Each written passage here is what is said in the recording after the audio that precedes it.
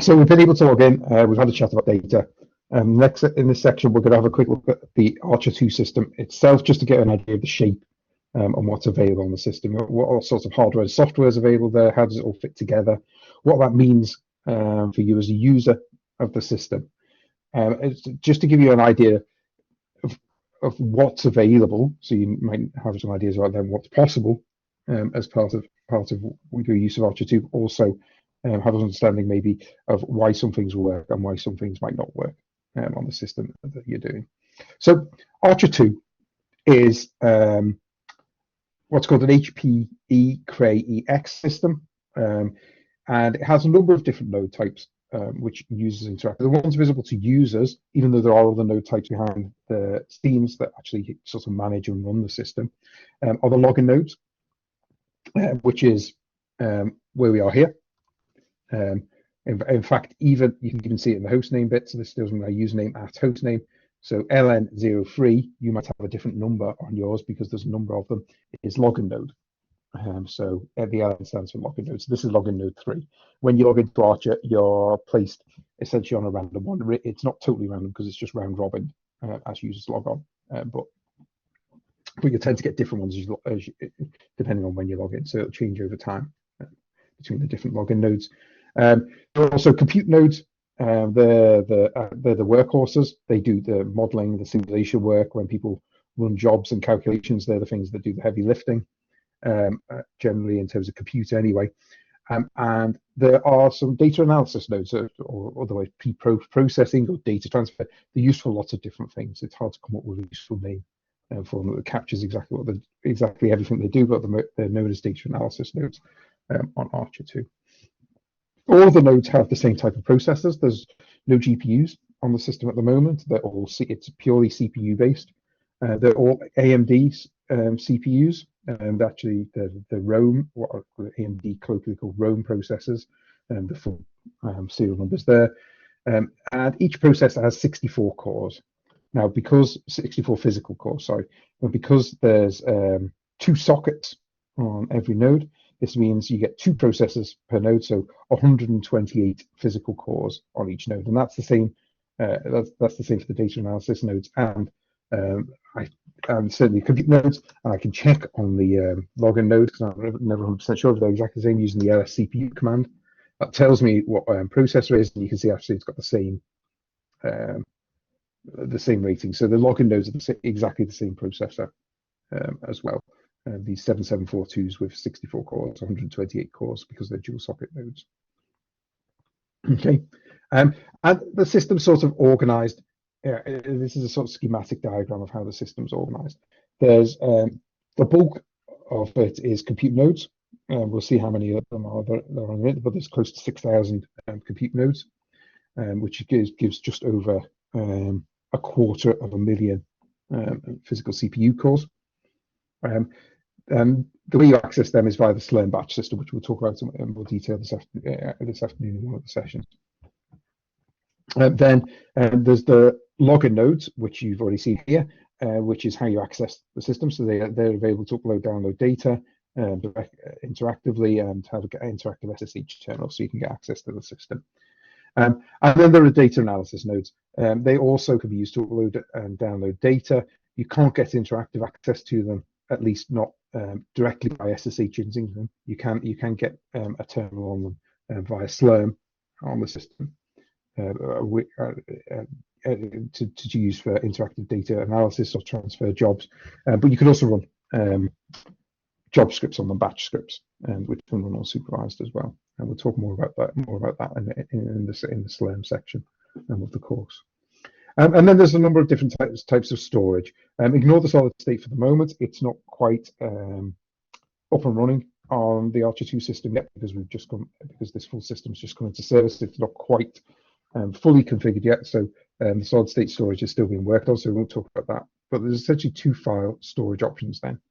There's the home file system, or home file systems, I should say. There's actually 4 of them, and every user has access to space on one of them at least. And that's only available on the login nodes and the data analysis nodes. That's the only place you can access the data from home. If you want to access data from the compute nodes, then it needs to be on the work file systems. Again, There's 3 of these at the moment connected to the full ARCHER2 system, and each user has space, or each project has space on one of those work file systems. The difference is between them, home is less performance and there's less capacity available, but it's fully backed up. The work file system is more performance, more high performance, and much higher capacity, but it's not backed up at all. Okay, so if a hardware failure occurs on the work file system, touch wood that doesn't happen, then there's always the chance of data loss there. Whereas on home, the backup should be able to catch that and protect for that sort of thing. So that's a very sort of high-level schematic view. The compute node, we'll talk a bit more detail about what are the different components. So the compute nodes, there's almost 6,000, there's 5,860 in total, though it's not very often that all of these compute nodes are up at once, just because there are hardware in a system with so many components. Hardware failures are reasonably frequent, and so nodes need to be taken out of service, repaired, and put back into service, and that's constantly happening in the background on the system.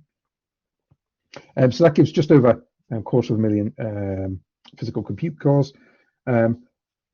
Most of the nodes have 256 gigabytes of memory. These are called the standard compute nodes, but there's a small number of high memory nodes, 584 of them, that have double the amount of memory, 512 gigabytes. And depending on what applications you're running, you may need access to slightly more memory. Now, you can do that in 2 ways, as we'll see. You could use less processes per node and underpopulate the node, but with the high memory nodes, you may be able to still fully populate and use all the compute cores and still have access to more memory per core. But also, there may be problems where you just really need that full 512 capacity that just aren't possible to do on a standard compute node. All of these compute nodes are linked together using the high performance interconnect, which is called Slingshot. It's actually a high performance Ethernet interconnect rather than often HPC systems are InfiniBand nowadays, though there are some exceptions out there. Access to compute nodes and to the data analysis nodes actually is controlled by the Slurm scheduler, which supports both batch and interactive jobs. So we'll see that in a bit more detail when we come on to talk about scheduling and writing job scripts and running jobs and things like that. There's a bit of a summary here. I won't go through all of it, all of these technical details here. I've already mentioned the storage and said that everybody has a bit of space, has their space on home and work. I haven't mentioned the RDF as a service. That's not particularly interesting. There is an extra storage system that some people had access to on the predecessor to ARCHER2 called Archer, strangely, which was called the RDF. And that data has been made available on ARCHER2 as well, but new projects can't get access to the RDF as a service. If you think of it more as an auxiliary home file system, it's very similar in properties to home. It's only available on the login node, data analysis nodes. It's backed up.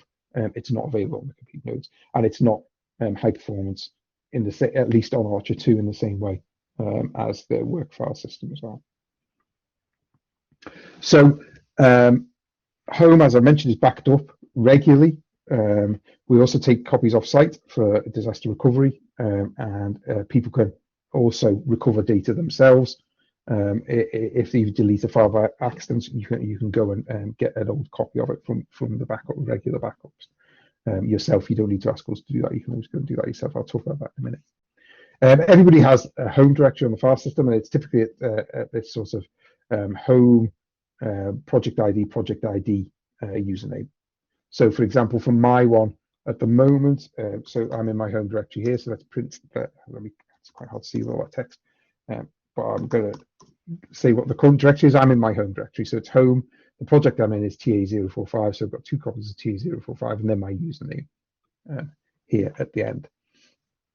You might wonder why there's 2 copies here. It's because I'm not going to talk about it very much here, but there is this support for subgroups within large projects. So the second level can be slightly different if you're in a subgroup for on a large project, which some of the very large projects or consulting use to enable them to divvy up quota and time between different groups of users within the consortium. So that can exist on the systems on the system as well. You may find that for that second tier is slightly different. Just to clarify something, Okay, so it's just asking about how you specify for that you want a high memory node. I'll talk a bit more about that when we get to if it's okay, when we get to the bit about writing job scripts, and I can give an example of how to do that when we get to that section a little bit later on in the course, because it'll tie in better there when I'm explaining what job scripts are anyway and how they work.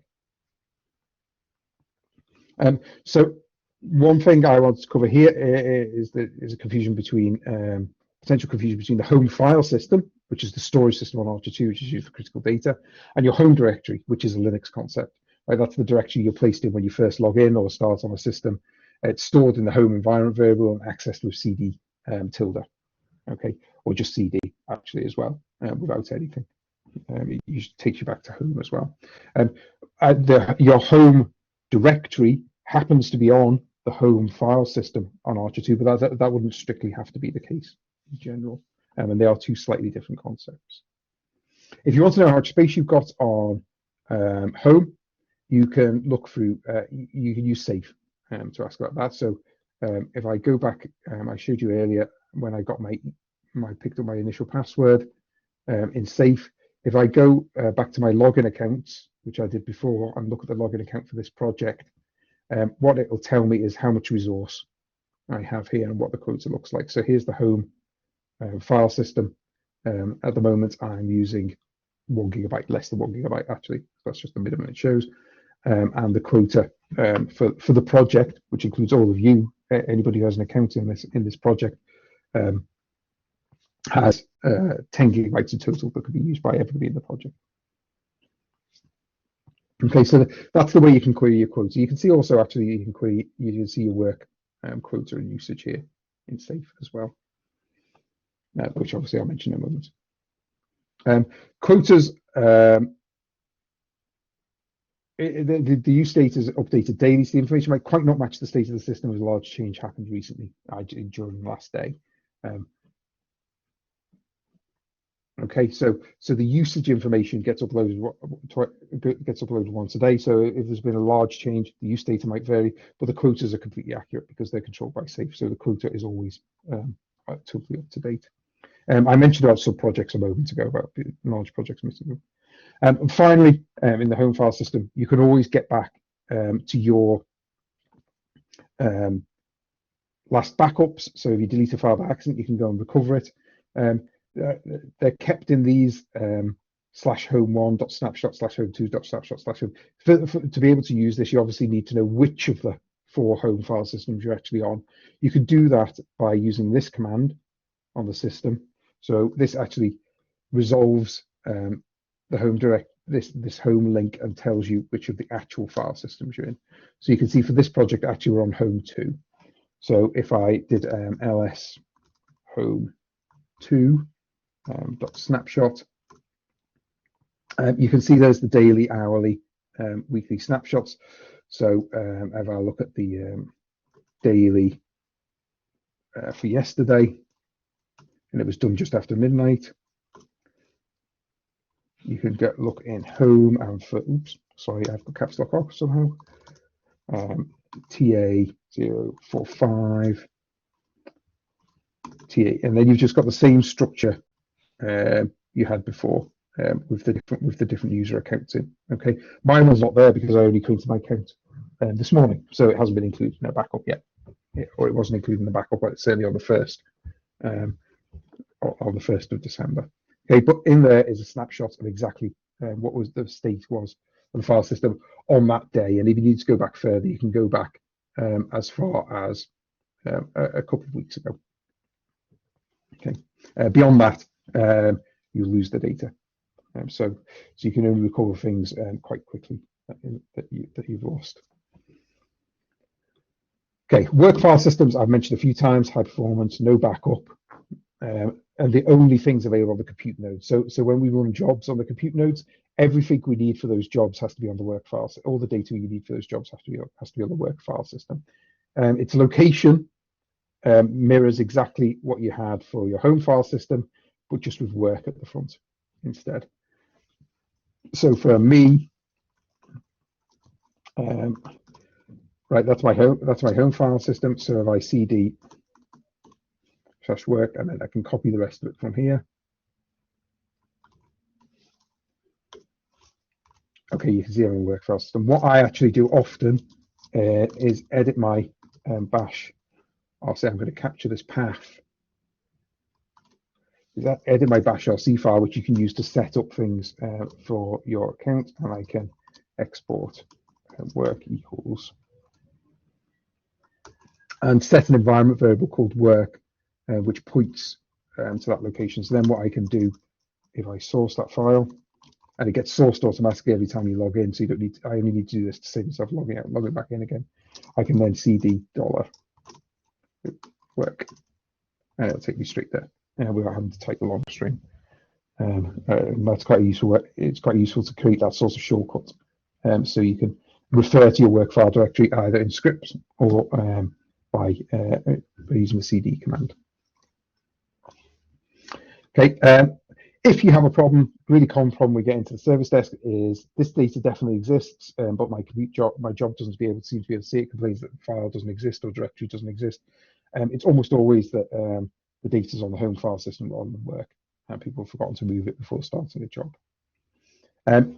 As we saw, you can view your work file system use and quotes through safe. If you want to, you can actually run a command on the compute node, on ARCHER2 itself, if you're in the work file system, to check what your current use, what the current usage and quota looks like, so you can get a more up-to-date view on usage anyway than the safe has.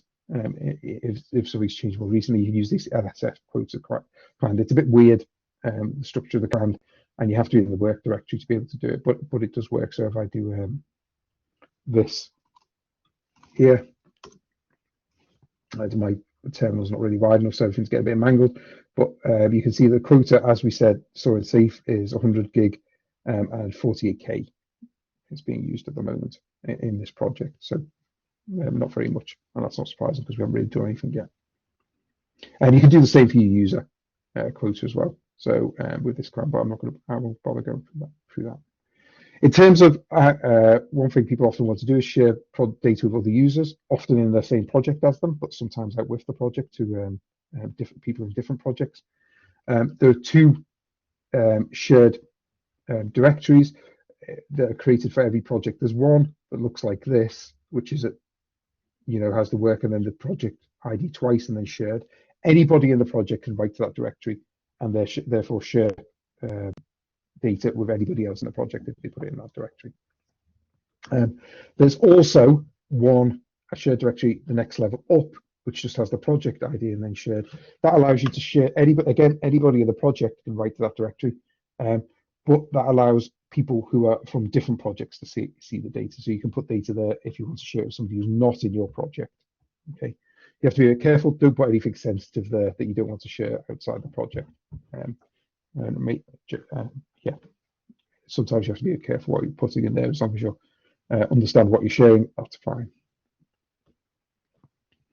And the equivalent sharing directories exist on the home file system if you wish to use them as well. But often people want to share data for work during computational jobs, so don't use the home file system ones as much. Okay, in terms they're the sort of hardware components, the compute nodes, data analysis nodes, logging nodes we talked about a bit. We talked about the storage systems. As well as hardware, the other key components is the software on the system. ARCHER2 is Linux, essentially, which you've seen in the command line. Almost everything in the HPC world is Linux now. It's called the HPE Cray Linux environment, and it's based on SUSE Enterprise Linux, actually. So it's maybe a little different from the standard Linux people are used to, because people often go for something like Ubuntu or Red Hat or CentOS or something like that, which are based on Debian and Red Hat, respectively. At the moment, we only officially support Bash Shell for interactive access, shell scripting, and job submission scripts. And the scheduler is called Slurm. There's various scheduling software out there. Archer, the predecessor, used to have a thing called PBS Pro, but Slurm is more and more popular, and generally it is the one you most commonly come across on different HPC systems now.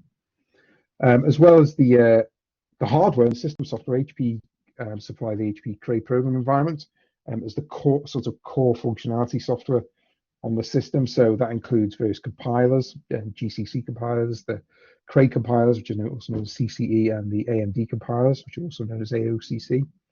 Some parallel libraries, MPI, people use a lot, obviously, less widely used SHMM and global arrays. Scientific numerical libraries, almost everybody uses BLAS and LAPACK, or a lot of code use BLAS and LAPACK. Fourier transform libraries and some data libraries, HDF5 and NetCDF, which are pretty commonly used across in HPC spheres and beyond. Some debugging and profiling tools, I'm not going to talk about them in this course at all. There's an optimized Python 3 environment. Happy to try and answer some questions on that if people are interested in what that actually means. Essentially, the NumPy and SciPy, the performance bits of Python, have been linked directly against the numerical libraries from HP Cray. And MPI for Pi and Dask have been built with, oh, that says MP, that should say HP. Sorry, there's a typo here in this. We need to get that fixed. Against the Cray MPI, so they work in parallel across multiple nodes. There's also an optimized R environment provided. It includes lots of standard packages, including the parallel package, which has been linked to be able to run multi-node on the system as well. And that's all provided by HP Cray. There's a chat here about the differences from Archer, but that's not really interesting for people now. It's long since Archer's long since dead, so not too worried about that. On top of the stuff that's provided by HPE, the CSE team that I'm part of over EPCC, excuse me, have installed some common modeling simulation codes and other libraries on top of the stuff provided by HP Cray. So there's a list of stuff here. I won't go through them all. Generally, what we did was looked at what people have been using the most on Archer and what the key applications were, and worked to get them installed centrally. This doesn't mean that we don't provide support for anything else that people want to install. If you run into problems if the software you don't want there, you need help getting it available, or if you're compiling some piece of code and you need some help, you can drop us a line at service desk. We're happy to help. These are just the ones that we compile on a routine basis and make available centrally. It doesn't mean we don't support anything else. People are free to install whatever they want, and we're happy to help them get that stuff up and running on ARCHER2. Just drop us a line at the service desk, and if you're running into problems getting things working, we can help out with that. Finally, just to mention licensed software, so some the software on ARCHER2, a classic example is VASP, is licensed software. Now, ARCHER2 does not provide licenses for its users to use. So typically, if you're using licensed software such as VASP, if you want to use that on ARCHER2, you have to bring your own license with you. And I'll say a bit later about how you request access to license packages, where you provide essentially the information about your license, so that we can verify it with the VASP people in the VASP case, and then grant access on ARCHER2. But we don't generally provide software licenses ourselves for packages, so you won't find, just because you've got access to ARCHER2 doesn't mean you automatically get access to VASP. Finally, there's lots of information in the user docs about the software available and how to use it and get the best out of it on the system. And we also support containers. We don't really cover containers in this course. Happy to answer questions on them as with everything else. But there is, I'll talk later. There is a course coming up in January if you want to know about more about how to use containers on ARCHER2, which is based on ARCHER2, but actually gives you information generally on containers that you're welcome to sign up for and go on to. It's going to be an online course in the middle of January, covering Docker and Singularity in terms of containers. So, the ARCHER2 hardware has lots of compute nodes, a few login nodes, a couple of data analysis nodes, a few storage systems, and understanding a bit how they fit together should allow you to use the system more easily, or make you less likely to run into problems when getting up and running on ARCHER2. There's quite a lot of different software available, but like I said, we also support users self-installing stuff and provide support for people who need to do that. And it's based on standard Linux with command line access. Typically, ARCHER2 is not particularly well suited to graphical analysis and graphical use. Almost always, the standard thing people do is move data off ARCHER2 to a place where it can more easily be analyzed, or use some sort of non-graphical analysis tool that reduces the data. Use ARCHER2 to do some sort of non-graphical analysis, or use something that doesn't require exporting a display back to your local laptop and then reducing the data in such a way that you can then bring the visualization locally. It's not particularly well suited to doing data visualization and things like that online. It's not totally impossible. It can be a little bit tricky, and sometimes it's not the best platform, but sometimes it's the only thing you can do because your data set is too large to move elsewhere. So you know, people do that on the system, but it is definitely more tricky than some other things. So hopefully that's given you an overview of what the system looks like and how it's organized, and the sort of a high level view of the software. What I'm going to talk about now is how you access different software on the system. But this is essentially covering the module environment on ARCHER2 and how that works, and you know, how you get access to different bits of software through it. So hopefully by the end of this section, you'll have some idea of how you access the different software on ARCHER2 using software modules, and you know how to find out what's installed and where to get help on what's installed. That includes both help from in terms of online self-help, but also accessing by the service desk. So on ARCHER2, we use what's called a module system, although the one on ARCHER2 we use is called LMod, which stands for Lua Modules. And this provides access to the different software and different versions on the system. What it tries to do is ensure that when you make different combinations of software, they're done in a coherent way, so that you know, you can't have two versions of GROMACS available at the same time, so there's some confusion about which executor has been running. Or if a piece of software depends on having a particular library available, and then the module system should set it up in such a way that that when you load that module, you know, everything's in place for it to work properly. There are software modules provided both by HPE as part of their core software, and also by the CSE team at EPCC. This stuff we've built on top of the core software. And unlike many HPC systems, actually, when you first log into the system, you have a standard set of modules loaded, the standard basic set that are required to make the system work. So that covers some system modules, a compiler environment, the MPI library, and some scientific and numerical libraries. And you can look at this using the module list command. So here I am on ARCHER2, and you can follow along if you want. On your one, you should see exactly the same output from your terminal, because everybody's environment is set up in the same way, at least by default. People can change their environment, obviously. So there's various bits and pieces here. These things with long, complicated names are typically system modules that they need to make the system work properly. There's a compiler, and that's the CCE, the Cray compilers there.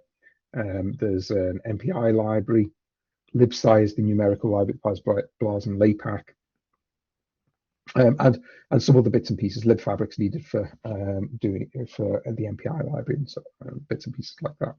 And one thing I want to say about LMod is, or actually I'll leave this till later. I'll talk about a bit about that later. So whenever you log into the system, this set of modules will be loaded, unless you do something in your bash RC or something like that to change that. You can always get back to the default set of modules, obviously by logging out and logging back in again. But there's also the module restore command, just on its own with no extra arguments, which will take you back to the standard, the default setup. Okay, I mean, I didn't change anything, but I could module load Cray FFTW, which is the FFTW library. Okay, there's Cray FTW, and if I go back now to module restore, that FFTW library is gone, because I've gone back to the initial setup. Okay, so if you ever get into a confused state with libraries or software modules loaded, then you can use the module restore command to get back. Or you can just log out and log back in again. It depends which is easiest for you. On many of the HPC systems, you often see that there's a recommend to use the module purge command. Module purge command's not a good idea on ARCHER2 or indeed any other sorts of Cray-based systems because it has this requirement to have this basic environment loaded all the time. So module purge is generally a bad idea. And like I say, if you end up with a broken environment, then you can just log out, log back in again, or use the module restore, and it should get you back. Sometimes module restore can't work completely well depending on what you've done, and in that case, you need to just log back out and log back in again. You can find out what software is available by using the module avail command. Right, so here we are, module avail. And that will give me a list of all the software modules that are currently available for me to load. That's not quite the same, as we'll see in a minute, as all the software available on the system, but it is just give me a list of all the things I'm able to load right at the moment. Some of these things, you'll see these things that sit in work Y07 shared are things that have been added by the CSE team. So we've added, so there's some Python libraries. So if you know, the standard Python doesn't include matplotlib. So once you've got Python up and running, you can add matplotlib or Seaborn or those things if you want to do some plotting. We've got some libraries. This is the lib stuff. So things like standard libraries like MKL, Metis, Boost, Eigen, those sorts of things that people often use. And there's some applications I mentioned before. So there's CastUp, here's the VASP modules I mentioned previously, CFD, OpenFOAM, and things like that. Some various bits and pieces of utilities that are useful for people. Some of them you may know, some of them you may not. Depends on which researcher you're. And then when you get down to these ones where the modules sit in opt Cray, these are the modules that provide the software modules that are provided by HP Cray as part of the standard system install. So there's the HDF5 libraries, the performance analysis tools, MPI and OpenShimmern. Talk about FFTs, some different HDF, so it's the serial HDF5 rather than parallel HDF5, and the different programming environments. So that these are the compilers. So you can see the Cray compilers, which are Program Cray, the GCC compilers, Program GNU, and the AOCC compilers and Program AOCC. I'm not really going to talk about the compiler environments as part of this course because this isn't a course for developers. And some of the bits and pieces down the bottom, there are some more things. These are very systemy sorts of softwares down the bottom. Okay, and the other things it shows you here is ones that are already loaded in your environment have an L next to them. You can see them there. And the default version, so if you do module load without a version name, say module load, let's pick something useful. So it's FFTW. There's two FTW modules. If I did module load Cray FFTW and didn't give a version, then I'd get whatever was marked with a D here, the default, which is the 3389 version rather than the 33811 version. Okay. So let me scroll to the bottom right because that's essentially that list. We talked about licensed software. The only link I mentioned when I said module avail shows you what's available, when I said it shows you what's available to load, not necessarily what's available on the system, is because there are dependencies between some modules. So some modules are not available to load until you've loaded other modules that they depend on. So the sort of easiest example here is the NetCDF module. The Cray NetCDF module, the one provided by HP Cray, isn't available in this list that we've just run here, even though it does exist on the system. And that's because it depends on HDF5. So you have to load HDF5 before you can load the NetCDF libraries. The question then becomes is how do you find out that software is available if it doesn't avail in the module avail? Was this module spider command? So if you do just module spider on its own, it'll show you that everything that's available on the system is quite a long list of all the different things available and the different versions of them. Okay, so that will show you everything. So we should find down here that there is a Cray NetCDF somewhere. There we go. So Cray NetCDF. If you want to find out why it's not available, what dependencies you need to be able to load it, then you give it a particular version. So say I wanted to know what I needed to do to get Cray NetCDF 4743 available. I'm just going to copy that into my clipboard. I can do module spider again, and give it the name and version of the module this time. Okay, and what this tells me is that it needs a compiler module loaded at any one of AMD, Cray, or GCC. That's fine. There's always one of them loaded in the environment, so that's not a problem for us. But it also says you need one of the Cray HDF5 modules loaded.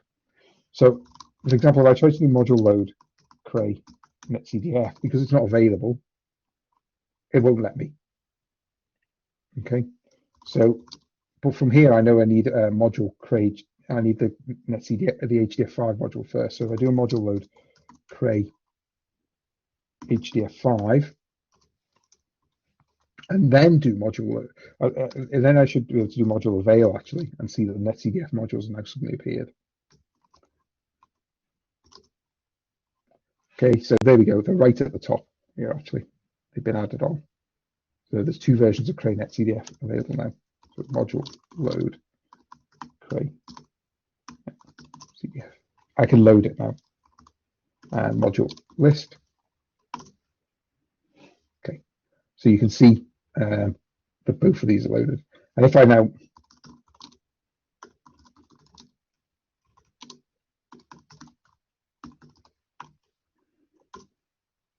okay, so if I've unload the dependency, which is HDF5, then it tells me that create netcdf doesn't work anymore. It's inactive.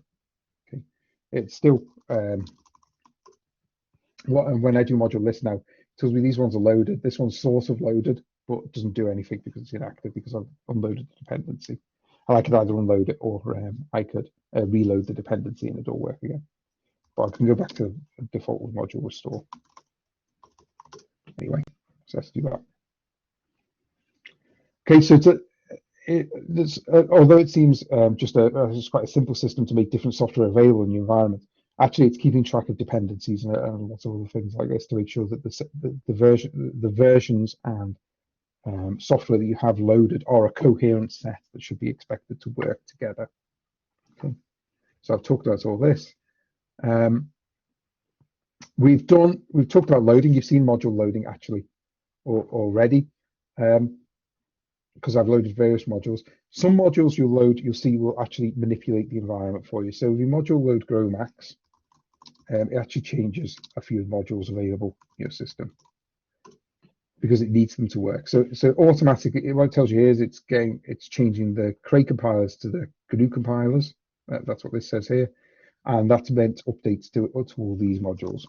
So if I do module list now, you'll see that instead of CCE, I will now have GCC available, and instead of program Cray, I've got program GNU. That's because the GrowMax software requires those modules to be loaded for you before it works. So the module system's taking care of that dependency for you. One other thing I want to mention, which may be useful, go back to module restore for people, is there is a shortcut in Lua mod, which is the ML command. So I just type ML, it does module list. If I do ML GrowMax, then it does module load GrowMax. So it saves a bit of typing if you use the ML command, but you do need to remember that it has two different meanings. Without an argument, it's module list, and with an argument, it's module load. But it is a useful shortcut if you get used to using it on the system.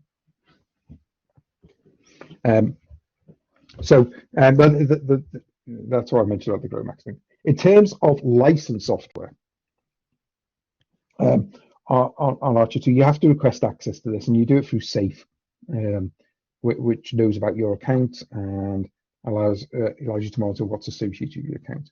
So I'll show you how this works, and there's a description here if you want to go through step by step. But I'm going to go back to my safe login account. This was the page of my safe login account.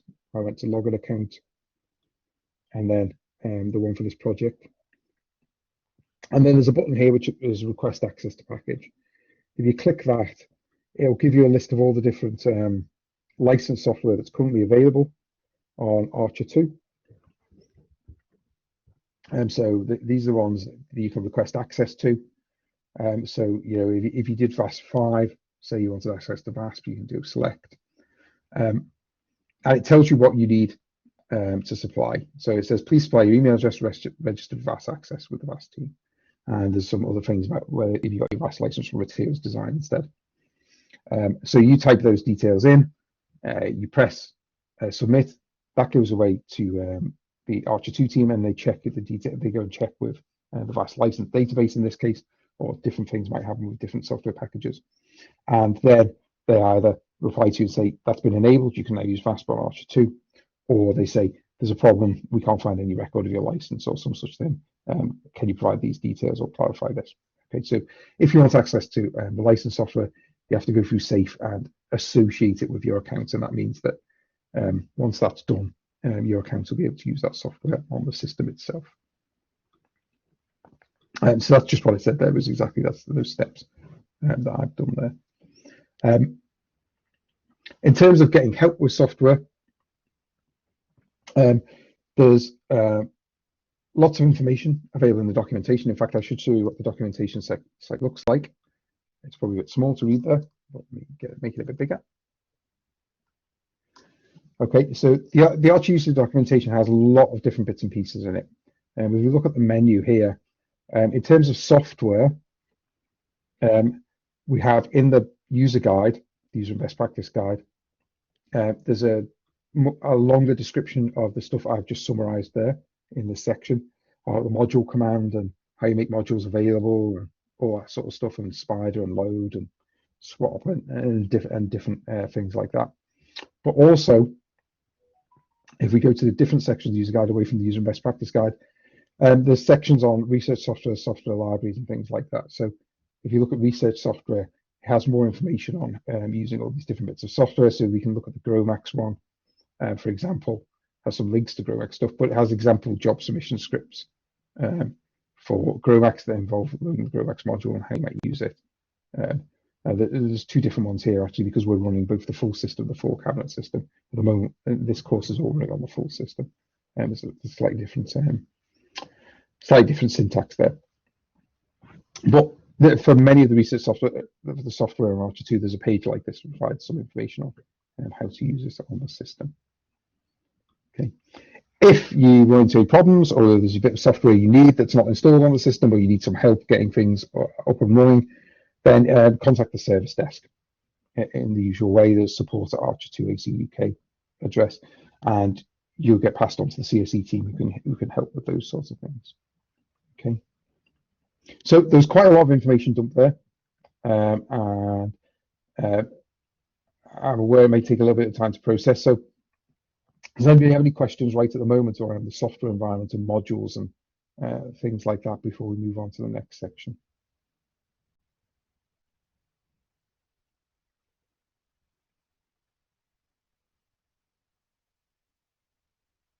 No, I'm not seeing anything from anybody at the moment. So what I'll do is I'll carry on. I'll just take a sip of water so my throat's getting a bit sore, and we'll carry on to the next section of the course.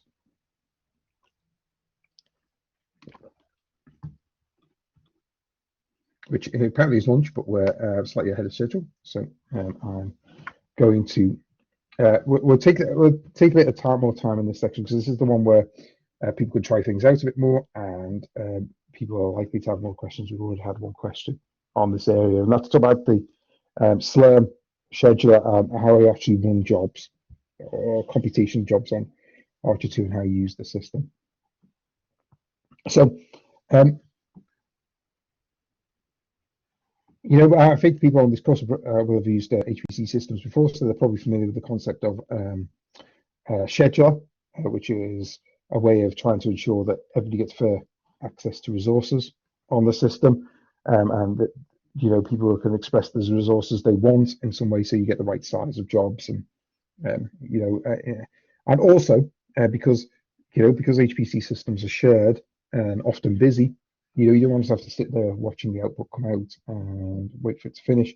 You want a system where you can submit the job, go away and do something more useful with your time, and come back at a later point and see what's happened when the job's finished. Essentially in batch operation mode. You know, that's the most common use of the scheduler on, sorry, on ARCHER2 and other HPC systems. So ARCHER2 uses SLEM as its job submission system or scheduler.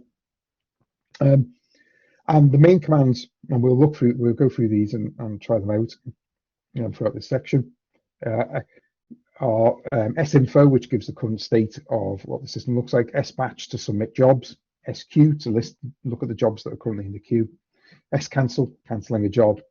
We won't talk much about salloc, which is a way to get an interactive allocation, but we will talk a bit more about srun, which is used in every batch job to launch a parallel job, but could also be used directly without putting it in a script to run interactive jobs.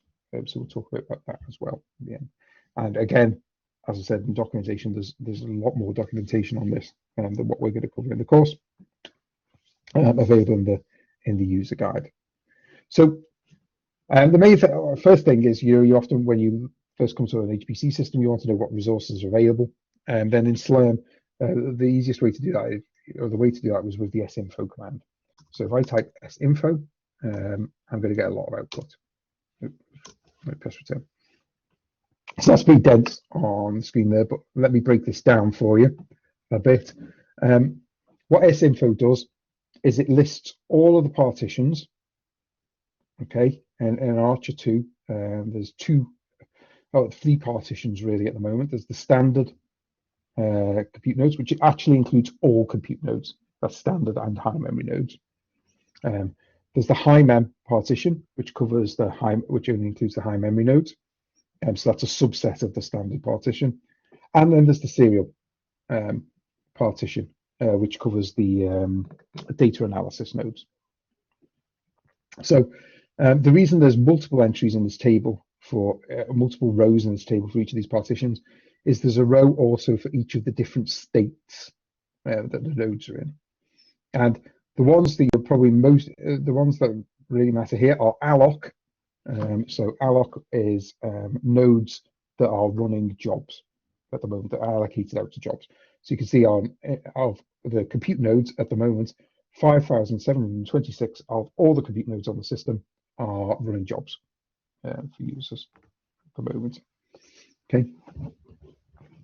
Then there's also, for the compute nodes, there's a row that says idle. So these are compute nodes that aren't running jobs at the moment. They're potentially available to run jobs. Though some, that's not a guarantee that if you submit a job, your job will start straight away, because they may be being held back, ready for a large job to start in the future or something like that. But this is the number. There's 88 nodes at the moment that aren't doing anything, aren't running work at the moment, essentially. And then there's a couple of things that are in drain, or the various types of drain, drain star, drain dollar, or just drain, are compute nodes that have issues of some sort. So they're being they're drained, ready for investigation by a member of the systems team or by engineers. There's some sort of problem on that node that needs looked at before it can be brought back into the main pool. There's also, you'll see sometimes the state reserved, to their nodes that are reserved for something else.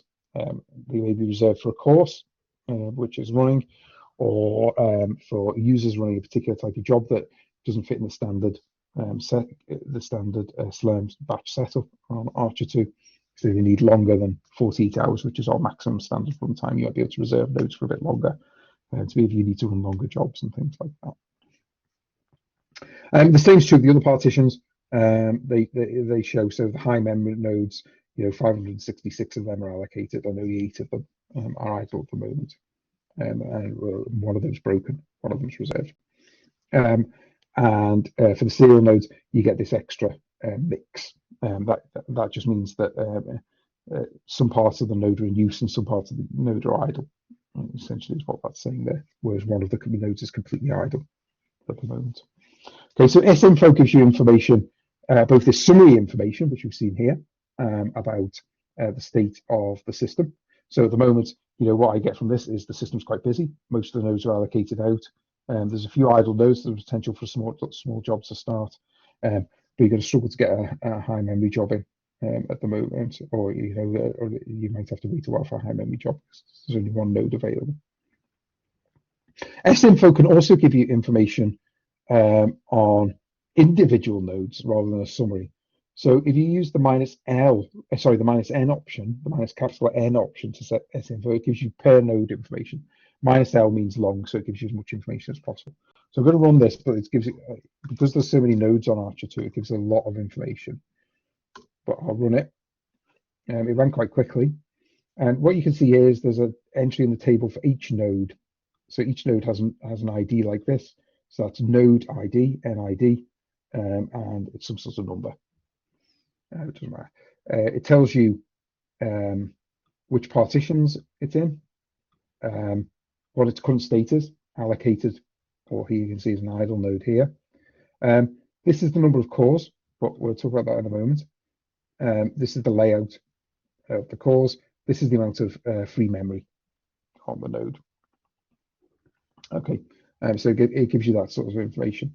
There's a lot of nodes on ARCHER2, so that gives a huge amount of output. That sort of command on ARCHER2. So what I want you to do is have a look at using the sinfo command. You can actually query on a particular node. In this case, we're going to pick out node 1000 and show some information. So this will give you the percent. This output format gives you the name of the node, which hopefully should match this. The number of CPUs that Slurm thinks are on the node, and the amount of memory available on that node. So if you can go away and run that command, and it said, here it says to display the resources available to standard node. And given what we talked about in the previous section earlier about the hardware configuration of ARCHER2, is this what you expect? So I'll give you a moment to have a go at running that, and then we'll have a look at the solution and maybe explain some of the differences that you see from what you might expect.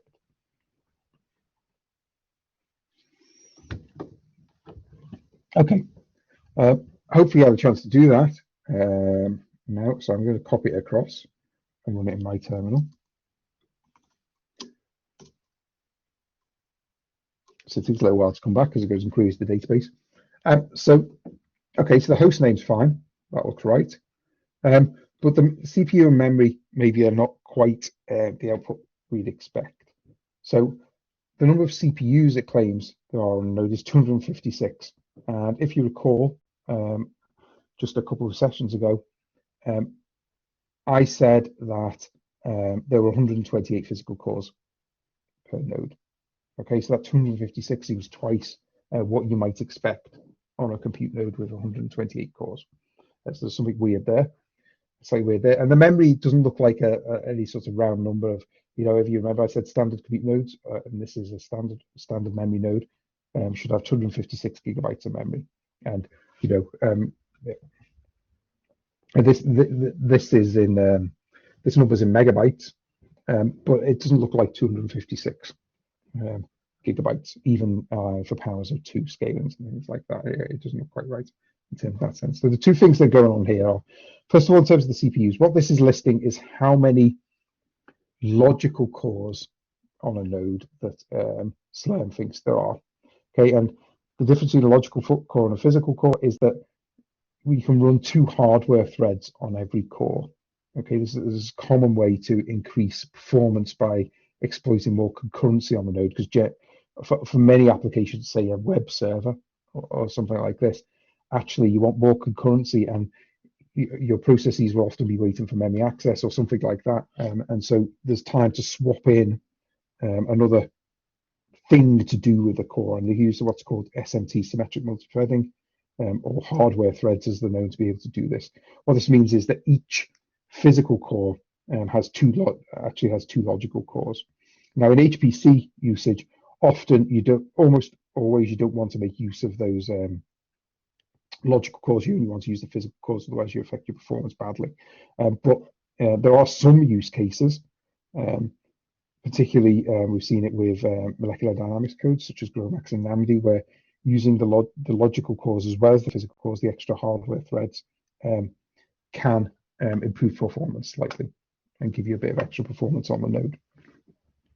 So these logical cores are enabled on ARCHER2, but the system's set up in such a way that we'll see when we submit a job later on that shows the pinning of the processes and threads, that they're pinned to physical cores by default, so you get the right performance.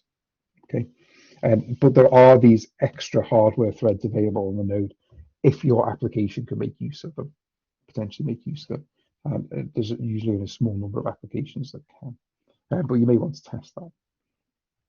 In terms of the memory available, you don't get the full amount of memory available because some of it's taken up by system processes, the operating system itself running on the compute nodes and things like that. Okay, so although they're advertised as having 256 gigabytes of memory, you will never be able to access 256 gigabytes of memory. So what this means is if you, that translates to about 2 gigabytes per core. If you have an application running on ARCHER2 that takes close to 2 gigabytes a core, you may find that on some nodes,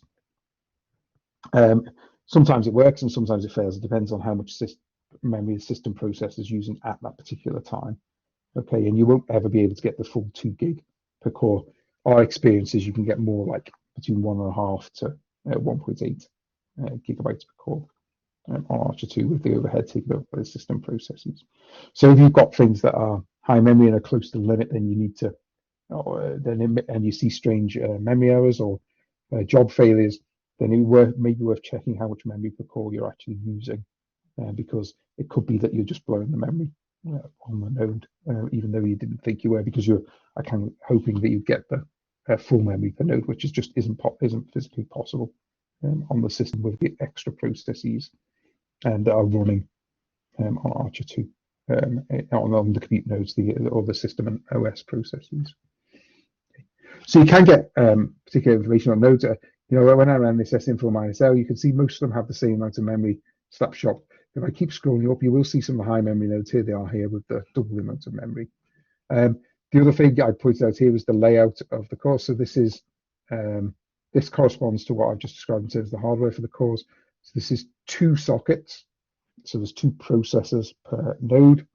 Each of them has 64 physical cores, and each of those 64 physical cores supports 2 hardware threads. So there are 128 physical cores or 256 logical cores on each compute node. Okay, let's go back down to the bottom. Okay, so that's how you find out more information about what the nodes, configuration of the nodes are and what's available on the system. Now we're going to talk a bit more actually about what the sort of submitting, the mechanics of submitting jobs and writing batch submission scripts. So every role used a scheduler before on an HPC system. When you're writing a script, there's always 3 sections to it. Essentially, there is. I can take this one as an example here. There's the first line, which is called the hash bang. This thing with a hash exclamation mark, which specifies which shell is being used for the script. On ARCHER2, this will always be bash, in bash. That's what we support on the system. So you may be able to get away with using other shells, but we don't guarantee that they're going to work properly on the system. Then there's this section which provides options to the scheduler. So these hash sbatch lines. In a normal job submission, in a normal bash script, anything that begins with any line that begins with hash is treated as a comment, apart from the special hash exclamation mark, the hash bang. But sbash hijacks this functionality. Slurm hijacks this functionality to allow you to specify job options. And for PBS, it might be hash PBS or some such thing. So if you ran this just as a job submission script, just as a normal bash script, it would still work, and these lines would just be ignored because they'd be treated as comments. But when you pass them through the scheduler, it looks specifically for these lines and knows to do something special with them. So this is the section that provides the options for your job. So things like which partition you're using, which QoS, we'll talk a bit more about what QoS is in a moment, which budget to charge to, how long you want it to run for, how many cores you want, how many nodes you want, any job names or other options like that can go in there.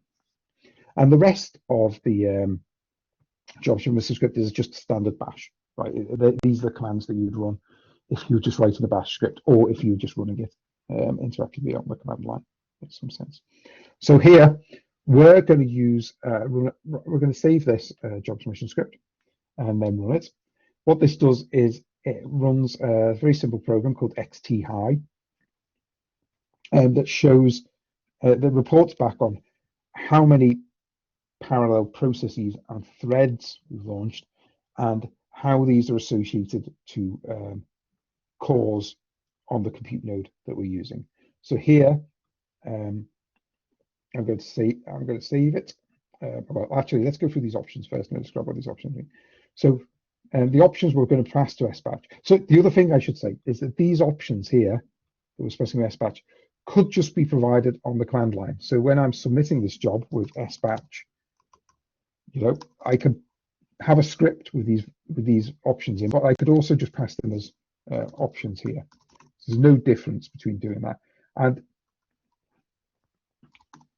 I can give it my job. The only difference is that options on the command line, directly specified on the command line, take precedence over options provided in the script.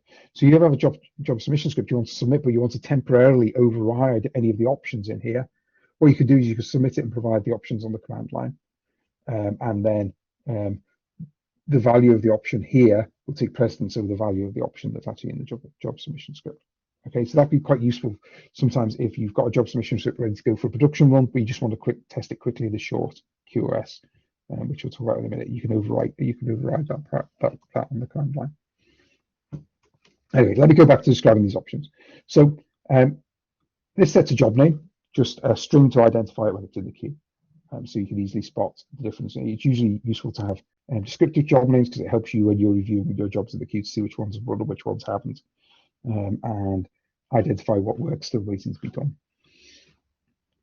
The next bit here is all about resource requests and how they're assigned to compute nodes.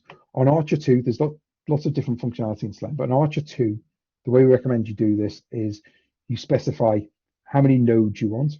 So all nodes on ARCHER2 are assigned all compute nodes on ARCHER2 are assigned exclusively to user. So the minimum unit you can request is one node. If you get a compute node, you have full access to that node. Nobody else has access to that node while you're running a job. You don't share it with anybody, and you can't share it with anybody, okay, because we have exclusive access set up on the system. So you should always request however many nodes you need. In this case, we're going to ask for 2 nodes. So that's a total of 256 physical cores, 128 cores per node. And then you say how many processes you want per node, how many parallel processes you want per node. In our case, Slurm calls them tasks. These equate to processes when you're launching MPI jobs. So in this case, we're asking for them to use all the physical cores on the node. So there's 120 physical cores. So we're saying launch 128 processes per node. We've got 2 nodes, so that's 2 times 128 is 256 processes in total. CPUs per task sets a stride between the placement of each process on the node in terms of physical cores. So with the CPUs per task equals 1, it says just place them sequentially. So first process will go on the first physical core, second process on the second physical core, third process on the third physical core, so on and so forth through the node. Without a step. Now we'll see in a bit later that you might want to change this value, and I'll describe this option in more detail then, and give you an understanding of what's going on. And then we ask for the maximum wall time. In this case, this is 10 minutes. So what it says is this job's going to run for less than 10 minutes. If it hits the 10 minutes wall time, then the job will be killed. No matter whether the work in it is completed or not, it will just be stopped. So you tend to want to be generous with your wall time request to allow for a bit of variation in actually the performance. These jobs should take seconds, so 10 minutes is very, very generous here. But if you've got a job you're submitting and you think it's going to take, I don't know, 18 hours in general, then you might want to give it an overhead and say, submit a job with a wall time of 20 hours, or maybe even a little bit more to give it some leeway in case there's some slowdown. It may run faster, it may only run for 18 hours, but what you don't want it to do is the job would take, say, 18 and a half hours and it's been killed at 18 hours just before it's finished, just because there's a little bit of performance variation. And the account specifies which account to charge it to. In our case, it's not going to be TA001 because we're in TA045 at the moment. So we'll need to change that to TA045 to charge it to the right account. And then you specify which partition and which QoS you want to use. So this comes back to where you were asking about the high memory nodes. do a high memory node submission in a bit to show you exactly what it looks like. But generally, you'd specify the high memory partition and the high memory QoS here. In our case, we're in this course for these examples, we're going to use the standard partition, which includes all compute nodes, including high memory nodes. And we're going to use the short QoS. The short QoS is a special QoS stands for quality of service. So short QoS is a special quality of service where we have some nodes set aside so that people can run jobs instantaneously for a short amount of time and using small numbers of nodes, so they can test job submission scripts, they can test their programs starting correctly before you submit, and might have to wait a bit longer. So there's nothing more frustrating than submitting a job, waiting 8 hours for it to start, say, and then it dying in the first 30 seconds because you've got a typo in your job submission script. So you can use the short QoS to make sure that your job submission scripts are correct before doing production work. So Andres, what's the best way to estimate how long a job will take to run? That's a hard question. Unfortunately, the answer is generally experience. So you run some tests on ARCHER2 or whatever HPC system you're using. Sometimes you'll have some knowledge from other people in your research group or people who run calculations before you. You can ask. If it's just you and you've not tried these type of nobody's tried these type of calculations before, you're on a new system, you don't really have an idea, then typically what I would do is give it sort of a very long run time, unless you really know it's going to be a lot shorter. So if it's going to be reasonably long, I would give it the maximum run time, 24 hours on ARCHER2. You can run long 48-hour jobs, but you'll have to wait longer for those to run. And then the first time you run it, you'll have a better idea of how long it actually took. And then the next time you submit, you can use a better estimate for the wall time. But asking people who've run jobs before of the similar sort of type, or doing some tests yourselves are generally the way. Okay. Yeah, or Kevin says, or you could try a small problem first and large. He says, how do we calculate how much memory we need? Yeah, so again, that depends on the program you're using. There's no standard way for a particular program to do it. Some programs, depending on how they're written, will print out how much memory they're using. You can do a similar sort of thing to what I just said about the runtime. You can submit a job and then monitor how much memory it's using. There are some commands here I could show you. If we look in the documentation, in the user and best practice guide, I go down to the profiling section. Just gonna there's a smaller menu here which has different sections.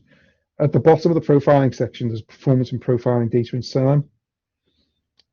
So you can use this stat command to display the current memory usage of a job running. If you know the job ID, say your job started, you can use this stat command to query how much memory it's using at that point. If you've had jobs that run in the past, you could use a similar sort of command with sact to look at how much memory that job used. This will give you both the average memory and the maximum memory that was used for a job. Okay, so or you can use that. We've written this little script called ARCHER2 job load, which you can give a job ID for a running job.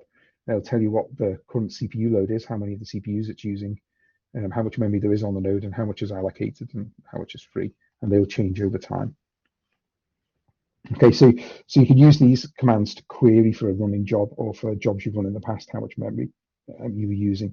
The challenge with your situation there, when you used one node and you got an out of memory error, is that generally it'll show you the maximum memory, but the maximum memory will correspond to exactly how much memory is available on the node because you were killed for out of memory error. So you tried to go past that. Oh, you can, yes. So you can always list which jobs you've run in the past. So using the sact command, we don't cover this in the course, but maybe it'd be a useful addition. So if I run sact -a, I think. Okay, so that shows the ones for every. That shows the jobs for every user. So I can do it for. So I shouldn't have anything. Oops, sorry, I'm being stupid. there's no equals there. I haven't run any jobs yet, so there's nothing for me.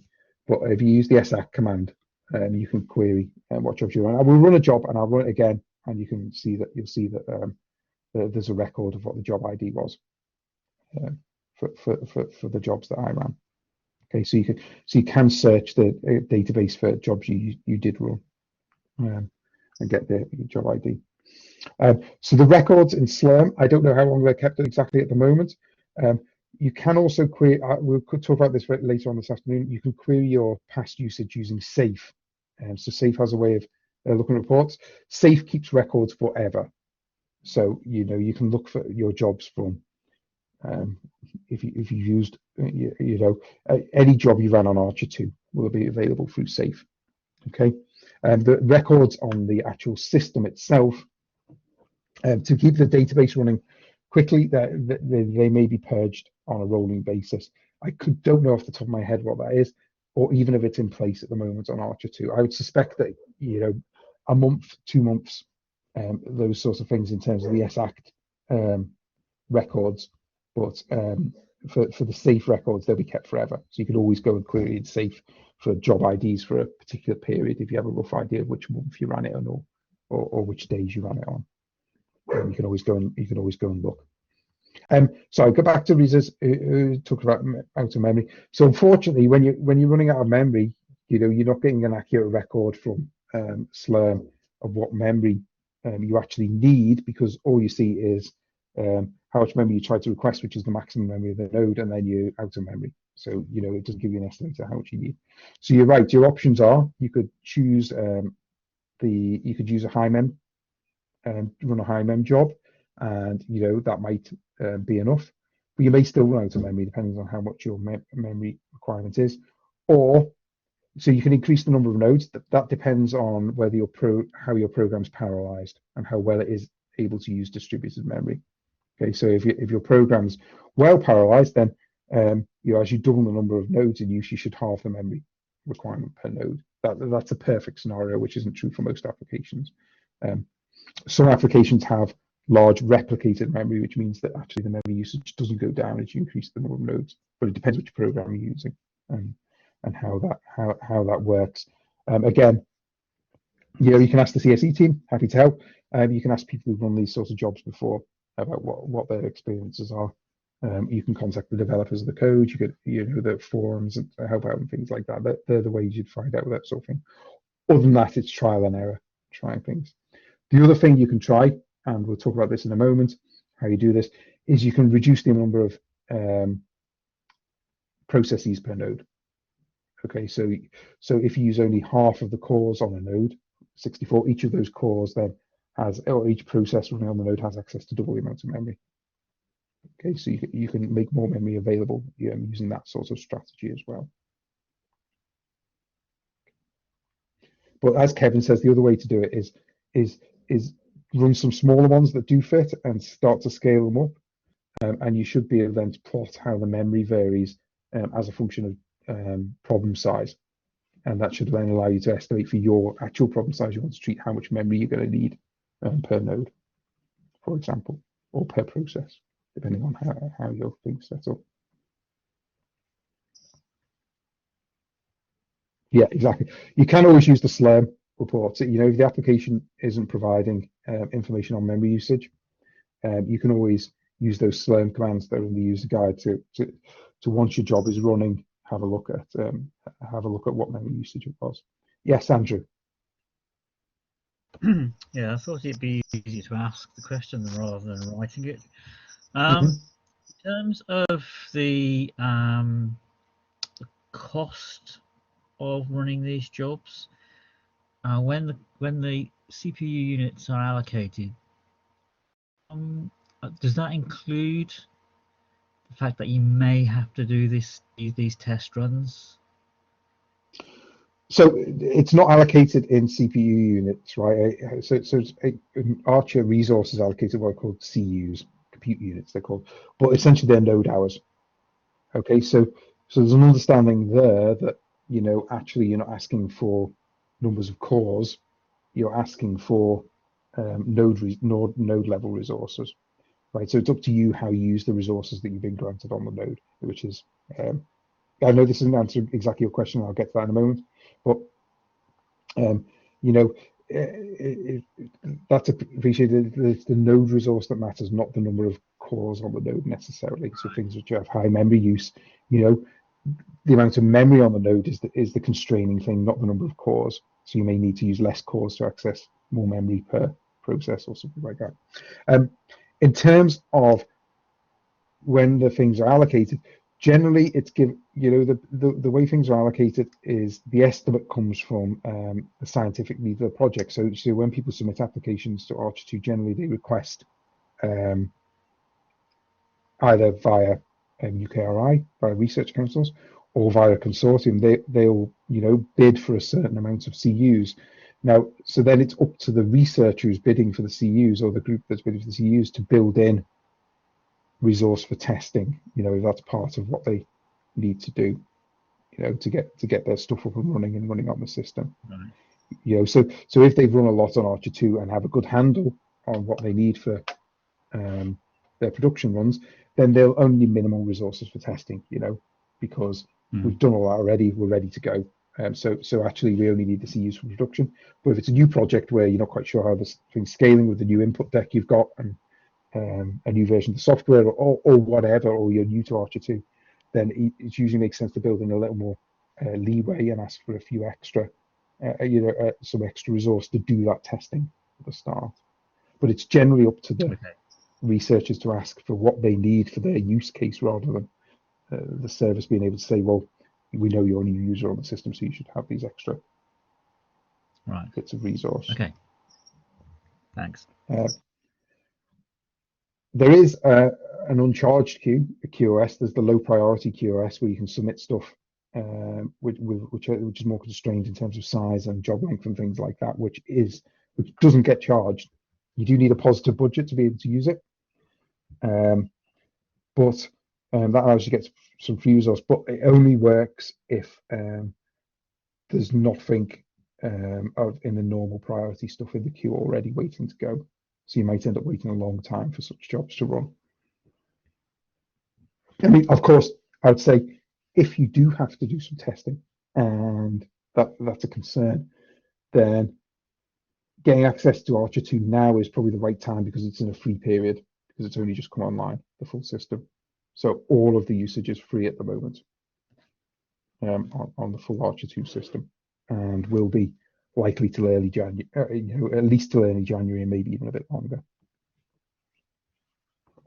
So if you've got testing to do, now's the time to apply for pump priming or some sort of access to the system, because the resource is free anyway. So you can do as much testing as you like without being charged. Right. So let me get back to the main bit of the code.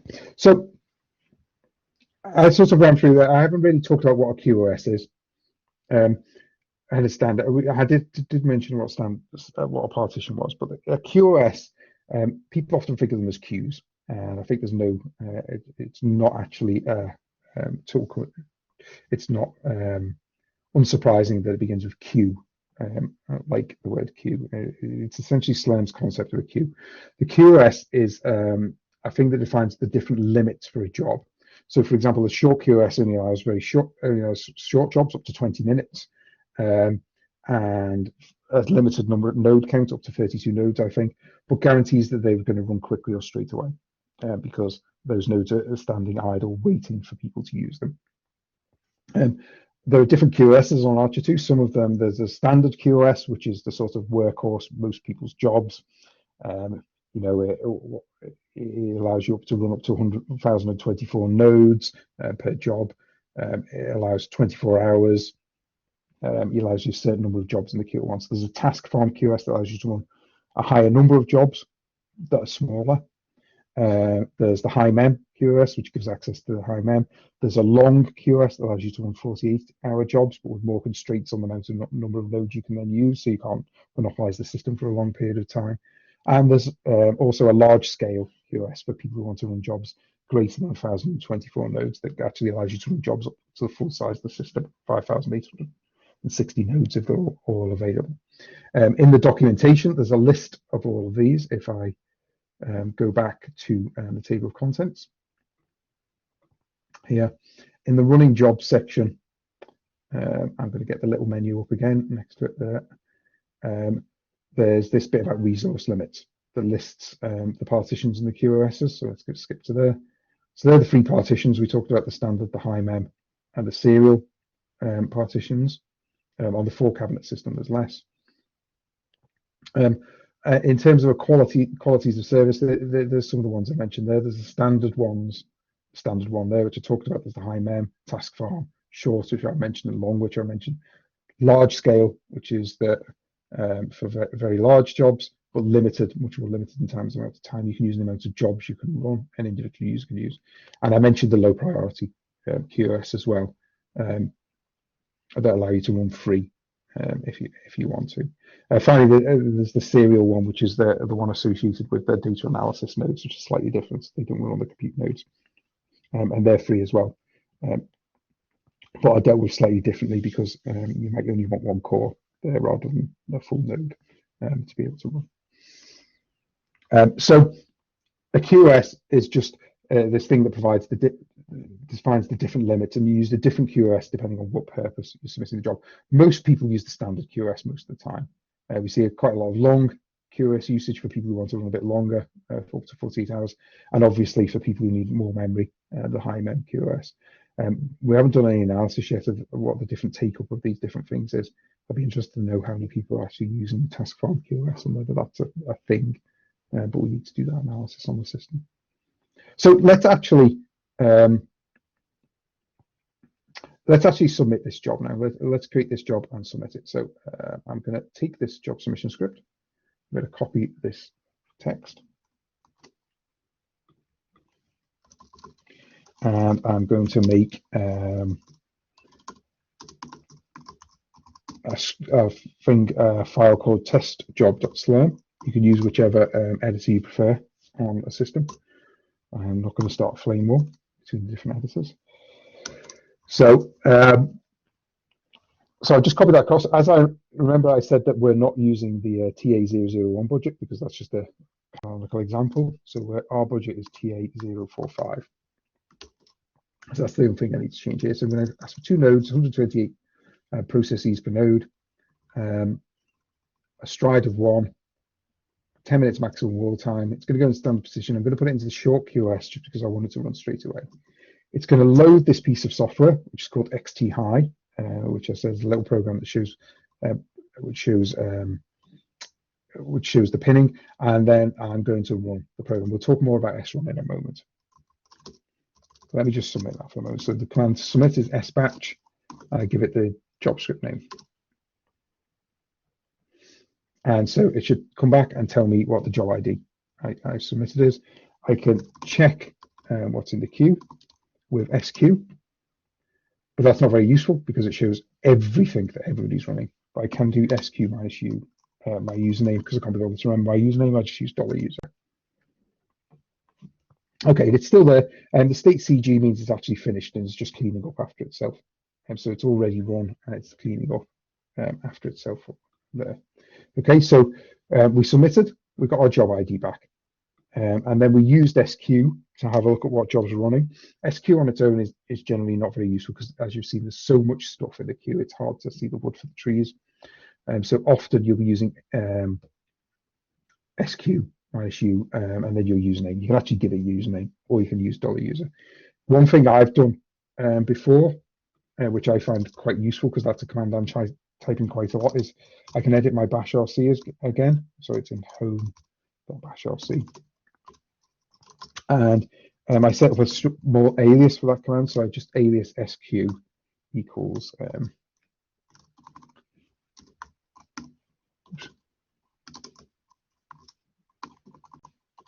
I can't type, sorry.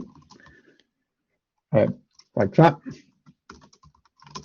I'm going to source that file again, so I don't need to log in and log out to get the effects of it. And now I can just type SQ, and it shows me just my stuff in the queue. At the moment, there's nothing because that job finished totally.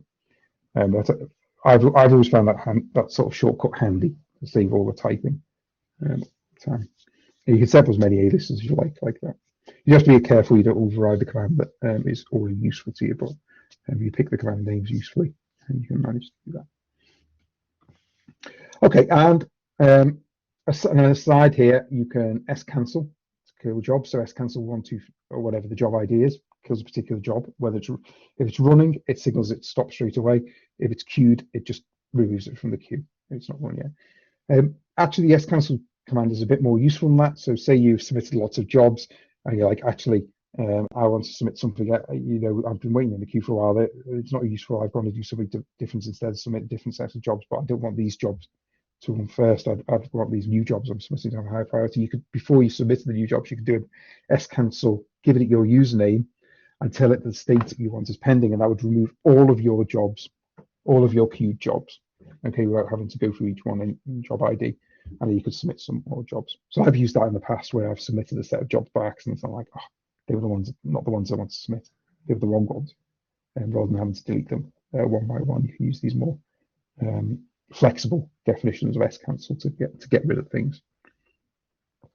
And the final, the last thing I want to talk about before we look at some output and have a go at, do some more job submission stuff, is what the srun command means. So if I look at the job script again, there was this slightly cryptic command at the bottom, which is the one that actually launches our application. Right, there's our application name, XT hi, that's fine. But there's all this stuff before it. So hopefully you've used other HPC systems before. You may have come across job launch things such as MPI exec or MPI run, or even if you used Archer in the past, something called AP run, and these sorts of job launchers. srun is the parallel job launcher associated with Slurm. Okay, so it replaces MPI run and MPI exec and those sorts of commands in your job script. So it says launch this program in parallel. So normally, the equivalent on the system might have been something like MPI run -N256 XT high. Okay. You'll notice that we never provide any options in terms of what number of processes we want to use and how many processes per node and those sort of things that you might have normally provided to MPI run or MPI exec. That's because it's so closely, because it is the Slurm command. It knows about that from these options up here. So it knows that I'm going to be launching on that I want to launch across 2 nodes with 128 processes per node. Okay, so these options to Slurm are telling it how many parallel processes to launch and in what configuration. Okay, so when we change these options, as we'll see in a minute, we change how the distribution works when we launch in parallel. These other slightly weird options here, so srun, the distribution one and the hint one. So I took the hint no multi-thread. I mentioned earlier about symmetric multi-threading and hardware threads and logical cores. This tells it not to use the hardware cores, not to use the logical cores, to only use the physical cores. Okay, so it's saying it's not multi-threaded. By multi-thread here, it means hardware threads, not OpenMP threads or something like that, which we'll talk about in a moment. So that says just use the physical cores. I don't want those logical cores. Okay, is what that option's doing. If you wanted to use the logical cores, you'd get rid of that, and then you'd be able to distribute your processes onto the logical cores as well. This distribution block option is the sensible default on ARCHER2. What this says is how do you place your processes on the physical cores. So what block says is just place them sequentially. So that's process 0 on physical core 0, process 1 on physical core 1, process 2 on physical core 2, and so on and so forth, up to all 128 cores in the node, or however many processes you've got in the node. And that is the most sensible distribution for for a large number of applications on ARCHER2, particularly those that use what are called MPI collective routines, collective communication routines, where they're used to exchange messages. There's assumptions in terms of optimizing those routines that placed sequentially on cores, so are close to each other physically on the system. Sometimes for applications of particular memory patterns, you may want a slightly different distribution on the system, but that's sort of beyond the scope of this course. If you're interested in those sort of things, please, let us know. We can talk about it. But it doesn't change the total amount of memory available or anything like that, but it can change how efficiently you access memory and cache, those sort of things, and can give different performance improvements. But most codes, block is the right way to go, which is why we put in example job permission scripts. Okay, so that does the parallel launch using only physical threads, pinning them sequentially to, using only physical cores, pinning them sequentially to physical cores, the processes, and that's the name of the program to launch. And we've made that program available by loading the software module, XT-High. So we've run our job. Hopefully it's gone through the queue. Where did all the output go? And the other thing. So, of course, in most production codes, they write to files and have a defined file for maybe multiple files that go out. But often, applications produce some sort of output to standard out or standard error when things go wrong. Excuse me. And by default in Slurm, these are standard out and standard error brought together and put into one single file. So if you'll see in this directory where I ran my job, there's an output file with the job ID. If you remember when we launched back about 5 minutes ago, 10 minutes ago, this was the job ID for my job. So you'll get a file called slurm-jobid.out, and this contains standard error and standard out from your file. Now, you can change the location by specifying these options to SBatch and give it specific file names. That's often useful if you want to split up standard outs and standard error. And to name locations because they're confusing you, or there's something you need to do there. Go run that. So could you have a go at running that job, the same job I ran? You should be able to find the source, the script source in the materials. You can copy and paste across. Run the job as I did, and have a look in the output, and check that it's bound each process to a different physical core as you expected. I'll give you a few minutes to have a go at that, and then we'll have a look at this, have a look at the solution together, and maybe discuss what it's showing a bit.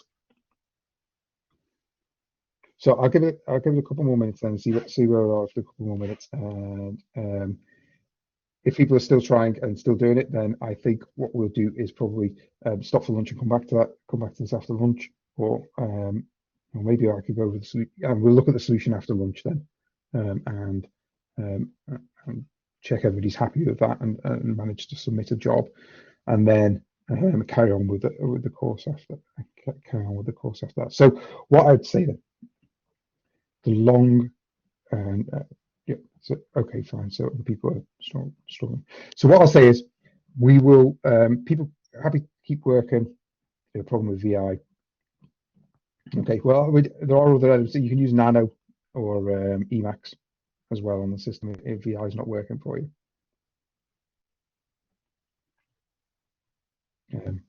There's, sorry, I don't know what NEdit is.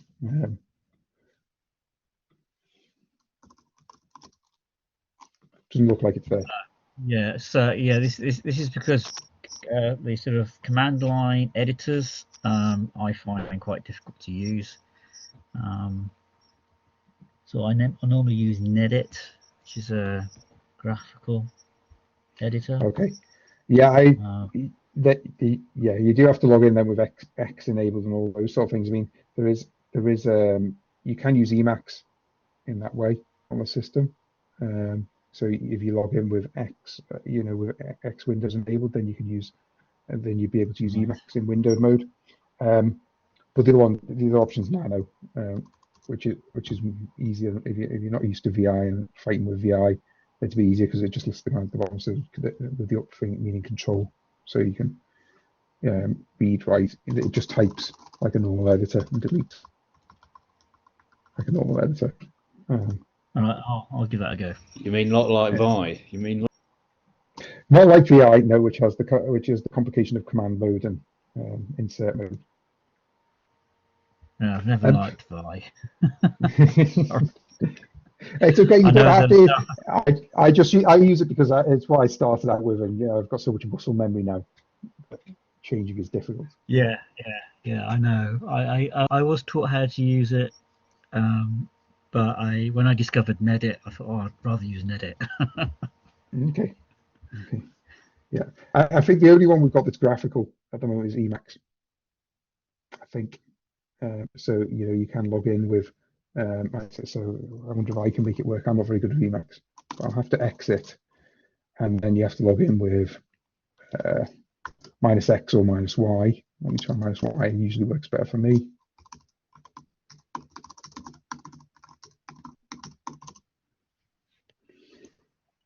Okay, I don't know if that's a problem or not. So CD $work, Emacs.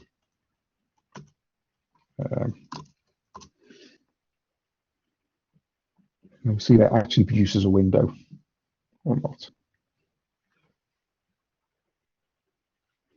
X seems to have started on a system. Okay, that's fine. It's appeared over here on my other screen. Just a minute. Let me move it back. But it doesn't look very good, does it? Maybe it's just being slow.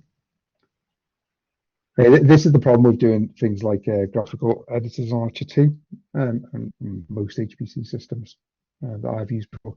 Use the response time, even if it works, even if you can get it working, tends to be so slow that it's not hugely useful.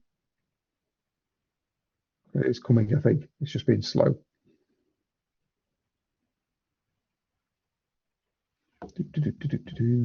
There we go. Okay. So there you go. So that's Emacs. It maybe just took a bit of time to start up because I've never used it before. So there was like it needed to do some work. Needed to work. So that's a more normal graphical editor. You can point and click and delete things and insert things, and it's got the usual buttons. With all the and it's also got the other benefit of if you have spaghetti fingers, you can actually issue Emacs commands as well using the command line. Quit that. Okay, so you can use Emacs if you want a graphical editor. But I said we were going to stop at 12:45, come what may, and restart again at 1:45. And so we've reached that time now. So what I'm going to do is I am going to stop now. We'll pick up and look at the solution after lunch break and carry on with the section on the scheduler. If people have particular things they want to cover, I know I've already picked up that, particularly around the scheduler. I know that we still wanted to look at the high memory node thing, and I can show an example of a high memory node job script that's not in the materials, but we can do it ourselves. So I've got a note to do that.